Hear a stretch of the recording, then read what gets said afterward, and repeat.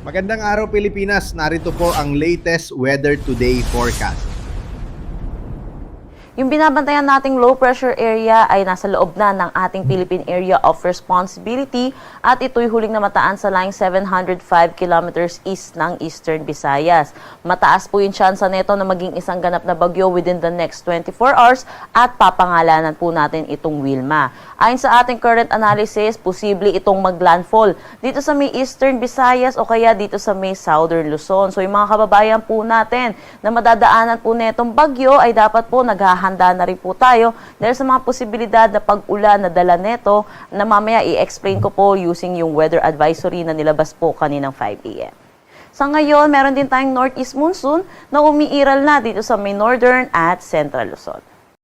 Para sa magiging panahon natin ngayong araw dito sa Luzon, dulot netong shear line, makakaranas ng maulap na papawiri na may mga kalat-kalat na pag-ulan dito sa may Catanduanes, Albay at Sorsogon.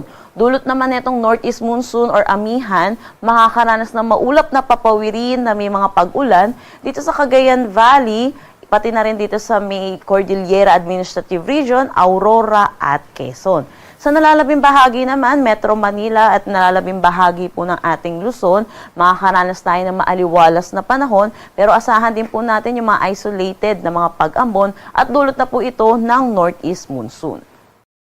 Para naman dito sa may Northern Samar, Eastern Samar, pati na rin sa Samar, dulot ng shear line, mataas din ang tsansa ng mga pag-ulan sa kanila. Pero para naman dito sa may Palawan, nalalabing bahagi ng Visayas, pati na rin sa Mindanao, makakaranas tayo na maaliwalas na panahon, pero asahan din natin yung mataas na tsansa ng mga localized thunderstorm pagdating sa hapon at sa gabi. So sa ngayon po, wala pa pong direktang epekto itong low pressure area po natin sa anumang parte ng ating bansa. Shear line at northeast monsoon ang magdadala ng mga pag-ulan ngayong araw.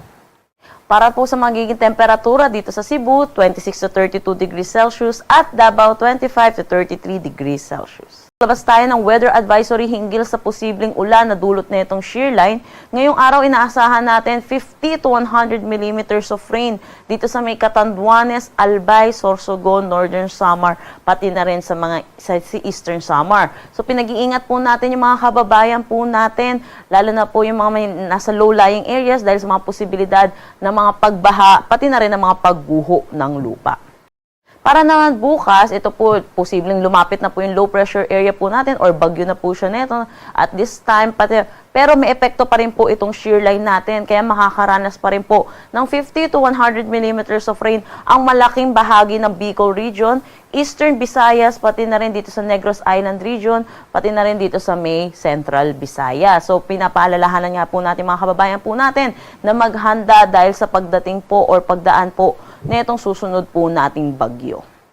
Para naman sa Saturday, December 6, ito po yung araw na pagtawid po niya. Nakikita po natin na bawasan na rin po yung mga pag-ulan dito sa may Eastern Visayas at concentrated na lamang po ito dito sa may Western, Negros Island Region, Central Luzon, pati na rin dito sa may Bicol Region. Ito po sa Bicol Region, dulot po ito ng shear line, and then dito po sa Kabisayaan ay dulot naman po ito ng low pressure area or ng magiging next po nating bagyo. Sa mga susunod na araw, inaasahan din po natin, dadami pa po itong lugar po natin habang patawid po ito ng ating kalupaan.